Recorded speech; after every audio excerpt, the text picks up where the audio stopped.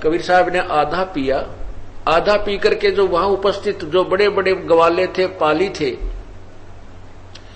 और युवा भी थे, उनसे कहा, ले भाई बच्चों, ये अमृत प्रसाद तुम भी पी लो। वो दूसरे जो ग्वाले थे वो कहने लगे, बाबा जी पहले तो तेरा न्यो बेरा नहीं, कौन सी जात का तू, तेरा जूठा दूध हम पीवा को नहीं, और फिर ये कोई जादू जंत्र का है इसलिए नहीं पीऊं, और तीसरा तूने कवारी गाय का दूध काट निकाला है, ये पाप का दूध हम पीवा को नहीं। उठ कर चल पड़े। गरीबदास जी कहने लगे, लाओ जी मुझे दे दो। बालक थे, उनकी आत्मा थी, परमात्मा की पुण्य आत्मा थी, और उसी टाइम उन्होंने शेष जो दूध था वो पी लिया। फिर परमात्मा उसे समझाने लगे, बेटा परमात्मा की भक्ति करनी चाहिए, उसके विषय में क्या क्या ज्ञान दिया उस अपनी प्यारी आत्मा को वैराग्य उत्पन्न करने के लिए।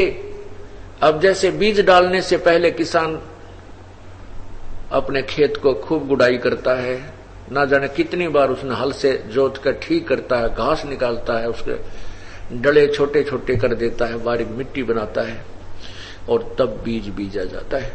तो सत्संग के अंदर आपके अंतःकरण को ये पहले हल से ठीक किया जाता है, सत्संग रूपी हल से, ताकि ये बीज बीजने योग्य हो जाए। इसमें प्रेरणा उत्पन्न हो आपके अंदर के परमात्मा की भक्ति अवश्य करनी चाहिए, नहीं तो ये जीवन व्यर्थ हो जाएगा। इसलिए सत्संग के अंदर कुछ चेतावनी की वाणी सुनाई जाती है। तो क्या सुनाया?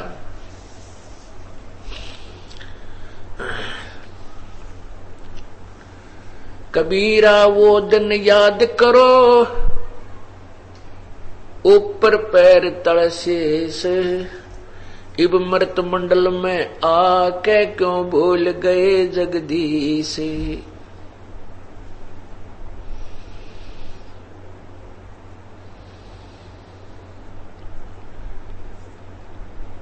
परमात्मा कहते हैं, जलपान तुझको दिया उधर बीच अनुपान, तिस समर्थ की बंदगी अब भूल गया शैतान। कि जिस परमेश्वर ने तेरी मां के गर्भ में भी परवरिश की, मां के पेट में भी तेरी परवरिश की, कितनी दया कितनी दयालु है प्रभु। मां के गर्भ में हमारी नाभि को मां की नाभि से इंटरनल कनेक्शन कर दिया, अंदर ही अंदर, और हमारा शरीर मां के ही आहार से वृद्धि को प्राप्त हुआ। और जिस समय हमारा शरीर प्रारंभ हुआ उस समय हमारे शरीर की क्या स्थिति थी? जैसे आपने कोई अंडे से निकला हुआ चीकला देखा हो, अंडे से तुरंत निकलते ही बच्चा होता है, काचा काचा गात उसका बिल्कुल नरम नरम सा होता है। ऐसे शुरुआत थी अपने शरीर की मां के पेट में, और वहीं पर उसके साथ ही परमात्मा ने कितनी व्यवस्था की है। वो परम इंजीनियर है, वो सबसे अच्छा इंजीनियर भी वही है, सबसे बड़े डॉक्टर, वेदों के वेद वही है। उन्होंने कैसा इस मकान, इस शरीर रूपी महल में कैसी कैसी व्यवस्था न्यारी न्यारी बना रखी है। पेशाब का ब्लेडर न्यारा, मल का अलग से, और रक्त वाहिनी न्यारी अलग से है, और इस अन्न को जो शरीर में जाता है इसको पकाने के लिए बहुत ज्यादा हीट की आवश्यकता पड़ती है। अंदर इसको गर्म करती है, एकदम इतनी जबरदस्त गर्म करके, और इसको अंदर अंदर मल के इसमें से भिन्न भिन्न उसके तत्व निकालती है। वहां बहुत जबरदस्त हीट है, बहुत ज्यादा गर्मी है, उसको जठराग्नि बोलते हैं। उस जठराग्नि के साथ ही गर्भ है। इतनी जबरदस्त हीट के साथ में आपके कहते हैं उस परमात्मा ने आपके चीकले जैसे शरीर की भी रक्षा की। क्या बताते हैं कि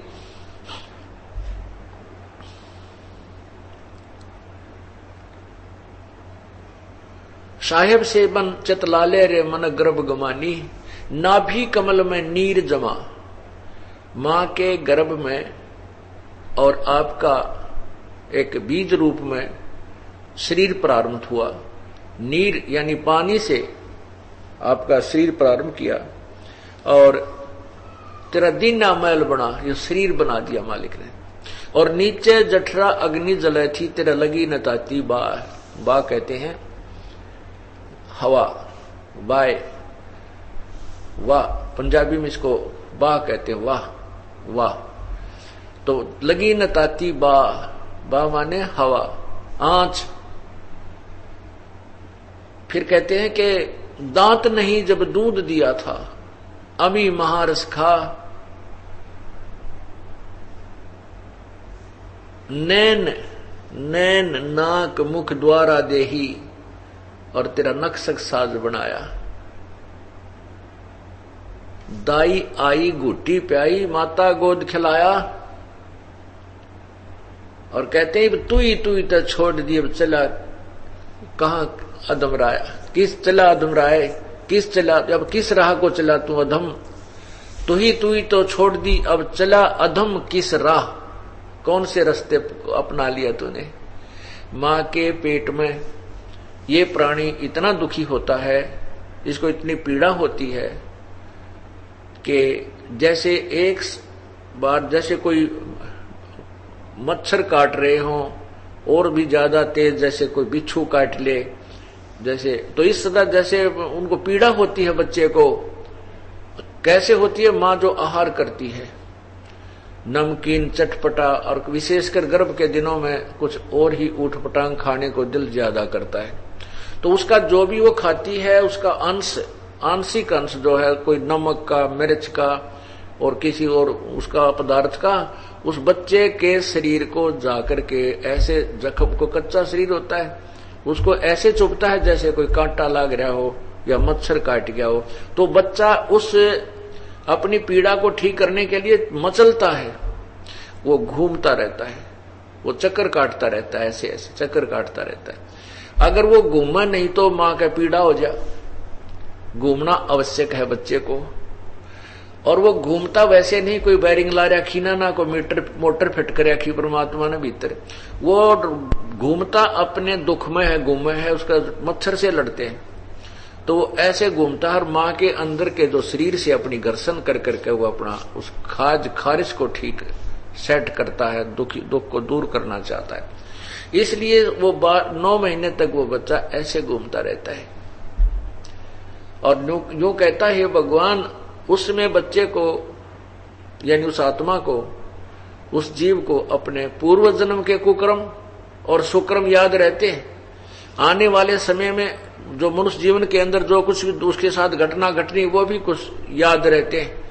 फिर वो बार बार कहता परमात्मा, पीछे मेरे से बहुत गलतियां हुई हैं, पहले मैं जो मनुष्य शरीर में था, हे प्रभु अब के कोई गलती नहीं करूंगा।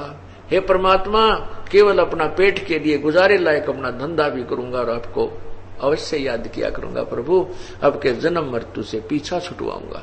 कहते वहां तो जब मां के पेट में तो तू कह था तू ही है भगवान, तेरे बिना मन कोई नहीं अच्छा लगता, वहां मैं किसी से मोह नहीं करूंगा, किसी के वहां की संपत्ति में जोड़न में जीवन व्यर्थ नहीं करूंगा। और अब बाहर आया ब्रह्म बुलाया, बाजे तूर सुनाए। अब जैसे लड़का होता है, विशेषकर हमारे समाज में एक या बहुत पुरानी एक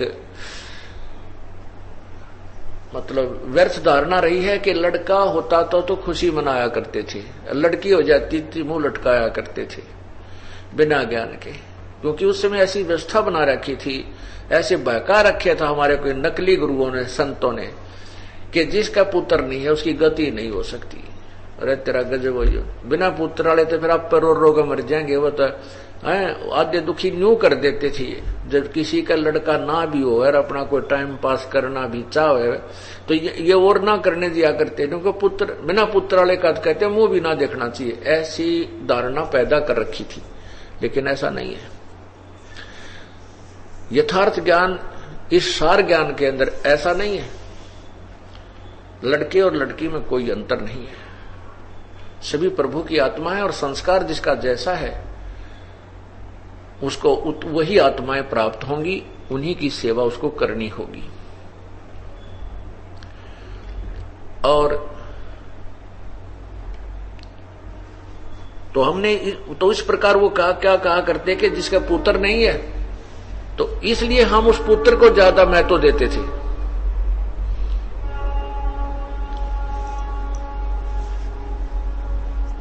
और जिस कारण से जब पुत्र होता था तो खुशी मनाया करते थे। राजा लोग तो उनके तब बाजे शहनाइयां बाजा करती थी, पूरे बधाई बांटा करते थे, पूरे नगरी के अंदर उसको एक खुशी मनाई जाती थी। बाजे बाजा करते, बैंड बजा करते थे, दड़ा इधर। और गरीब आदमी का लड़का हो जाता था, बैंड बाजे तक कर नहीं सकता व्यवस्था, वो एक थाली लेकर उसका अपनी खुशी जाहिर किया करता था। वो थाली पीटा करते थे, थाली बजाया करते थे। कांसी की थाली हुआ करती थी, उससे तो पता लग जाता था अड़ोस पड़ोस में कि उनके वधू को बच्चा उत्पन्न होने वाला था, तो भाई थाली बाजी है तो छोरा हो गया, लड़का उत्पन्न हो चुका है। तो परमात्मा कहते हैं कि बाहर आया भरम भुलाया, बाजे तूर सनाए, और तू ही ते छोड़ दी, अब चला अधम किस राहे। अरे नादान आत्मा कौन सारा अपना लिया, गुट्टी पीवे, दारू बीड़ी पीवे, बकवाद करे, सारी उम्र खो दी 2 के 20 बनाने में, परमात्मा भजा नहीं, प्रभु का नाम लिया नहीं। ये कौन सा तरीका अपना लिया।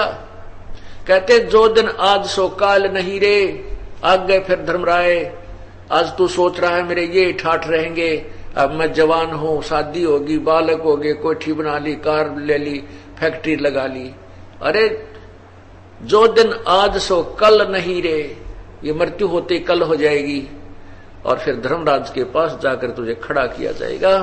वहां पर तेरी वह पोटली खोल लेंगे जो सारे जीवन में तूने जो शुभ और अशुभ किए हैं। धर्मराज के दरबार में कहेंगे ले खोल पिटारे ने, खोल तेरी संदूकड़ी ने, क्या लाया कमा करके। तब उसको जब यहां से शरीर छूट जाता है इस प्राणी का, अब तो ये फूला नहीं समा रहा, मेरे इतने बेटे हैं, उनके इतने पुत्र हो गए, मेरी 4 कोठी है, ऐसा है, फलान है।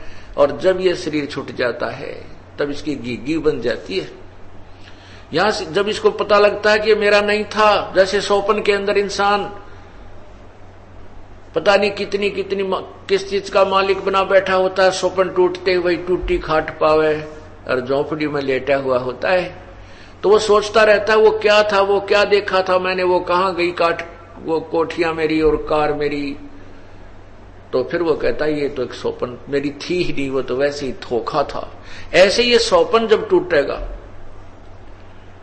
यानी कल जब होएगी इस शरीर की, फिर इस आत्मा को पता लगेगा तेरी गेल तो धोखा हो गया, ये संसार तेरा नहीं था, ये परिवार तेरा नहीं था, तेरी तो ड्यूटी लाई थी भगवान ने, इनको पाल पोस भी, इनका कर्तव्य कर्म कर और साथ में भक्ति भी कर।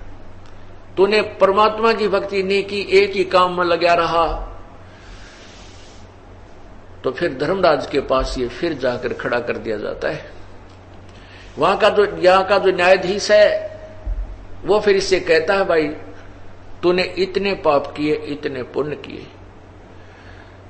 इन पुण्यों के आधार, इन पाप के आधार पर तुझे 84 लाख योनियों में गधे, कुत्ते, सुअर की योनि भोगनी पड़ेगी। अरे नालायक, के कहा था तेरे ते जब तू यहां से चला, जब तू यहां से गया था तब तू क्या कह रहा था, 100 बार शुक्र मनावा था परमात्मा, अब मुझे मनुष्य शरीर मिल रहा है, आपको दिन रात याद करूंगा। और बाहर जाते ही तूने मुझे भूला और उस परिवार को याद कर लिया, रिश्तेदारी में घुट्टी लाने चला जाता, सत्संग की तरफ तेरी रुचि बनी नहीं। तब ये क्या कहता है, भगवान मुझे पता नहीं था, मेरे को किसी ने बताया नहीं, मैं तो अनजान था, किसी ने मुझे बताया नहीं भगवान की भक्ति करनी चाहिए। तब परमात्मा, जब धर्मदास कहता है कि नहीं झूठ बोलता है तू, तब उसको दिखाया जाता है पिछली फिल्म कि देख तेरा पड़ोसी सतलोक आश्रम क्रोधाम जाया करता था और बरवाला में जाता था, तुझे कहता था कि आजा सत्संग में चलेंगे, तू क्या कहता था कि अभी टाइम नहीं है, अभी समय नहीं है, फिर देखूंगा, फिर देखूंगा। तो समय नहीं था, फुर्सत नहीं थी तेरे को। तो एक भक्त ने कथा सुनाई। एक ऐसे ही सत्संगी यानी भगत था, वो सत्संग में आता था, उसका साथी भी मित्र था एक अच्छा, वो नहीं आता था, उसके कहने से भी नहीं मानता था। वो बार बार प्रार्थना करता था कि आजा मित्र, सत्संग में चलते हैं।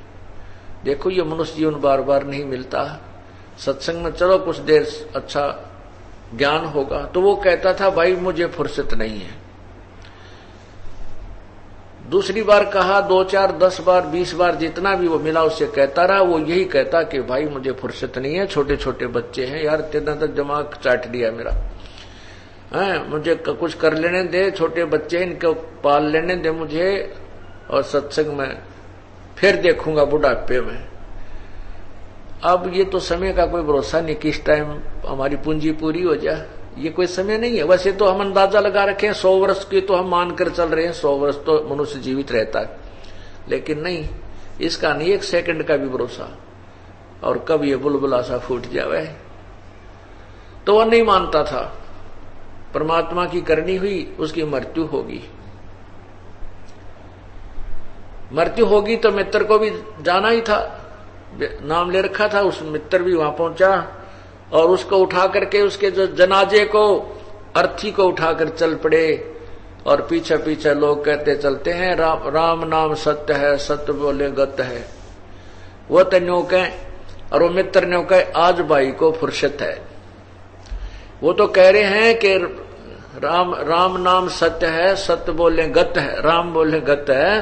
तो वो कहता है कि आज भाई को पूरी फुर्सत है, यानी मर गया, चल पड़ा छोड़ के सारे शरीर ने, यो परिवार यही रह गया, अब कंप्लीट रेस्ट हो गया, इसको सारी फुर्सत होगी। तो और कहने लगे रहे, न्यू क्यों बोल रहा है, आज तो इनका चोट लग रही है, अभी तो इतनी उम्र भी नहीं थी, 40-45 साल का वर्ष का वैसे था ये, तो यूं क्यों कहे। ने बोला भाई ठीक हूं मैं, इसने बहुत रोया करता रहा चाल सत्संग में, पर इसकी बुद्धि में यह बात आई कोई ना। न्यू कही वो फुर्सत को नहीं, आज इसने पूरी फुर्सत होगी, छोड़ के चल पड़ा संसार को। कुछ कमाई कर लेता तो 1-2 बार 10 बार सत्संग में आता तो कुछ तो पुण्य बन जाते निकम्मे के। मेरा मित्र है, इसलिए मैं इसके भविष्य के दुख को देखकर आज अति दुखी हूं, और साथ में आप लोगों को भी आगाह कर रहा हूं कि ये ऐसे ही मना किया करता था। इसलिए परमात्मा कहते हैं जो दिन आज सो काल नहीं रे, आगे फिर धर्मराय, आगे फिर वो न्यायाधीश बैठा पाओगा, खोल किताब दिखा तेरे केले रहा गोज में, जेब में क्या लाया कमा करके। तब वो परमात्मा उसको धर्मराज कहता है क्यों झूठ बोल रहा है निकम्मे, देख तेरा पड़ोसी, तेरा साथी, वो दोस्त तुझे कहा करता चल सतलोक आश्रम बरवाला में, सतलोक आश्रम क्रोथा में सत्संग होते हैं, और तू नखरे करा करता। न्यों भी क्यों बहकावा है, तुझे ज्ञान नहीं था, किसी ने बताया नहीं, ये भी झूठ बोल रहा है। फिर वो नीचे न मुंह लटका के न्यों खड़ा हो जाए। जैसे बच्चे को कोई प्रश्न याद ना हो ना, टीचर पूछा करो, ना याद हो तो न्यों कर लिया करो, तले देखा को नहीं ऊपर ने। तब वो कहता है भगवान मेरे से गलती होगी, माफ करो, एक मनुष्य जीवन और दे दो मुझे। न्यों बोला रे क्यों चलावा है मुझे, ये भी बहुत देख रहा खेत रहते हैं। उस समय उसकी वो पिछली बैकग्राउंड यानी पिछली हिस्ट्री वो फिल्म चला देता है प्रभु वो धर्मराज के, देख कितनी बार आया तू, कितनी बार गया, तेने यही बात कही जो तू आज कह रहा, चल बन गधा, बन कुत्ता, बैठ कोठी के पिछले काने, फिर बालक मारेंगे लठ तिरकड़ में बना बैठा था कोठी वाला। बात ये नहीं है कि हम अपने मकान घरों को छोड़ दें या कितने भाग जाए, नहीं, उसका सदुपयोग करें।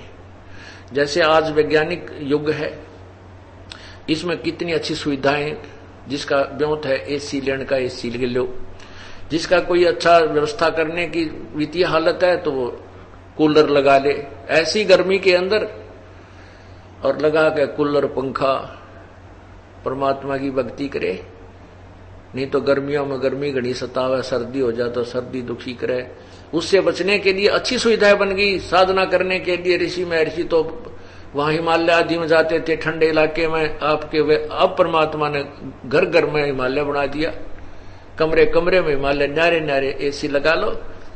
अगर आपकी व्यवस्था नहीं कोई ऐसी वो भी नहीं है, परमात्मा ने शरीर बहुत सुदृढ़ दे रखा है, पंखा भी ना है तो भी परमात्मा का शरीर खूब काम करता है।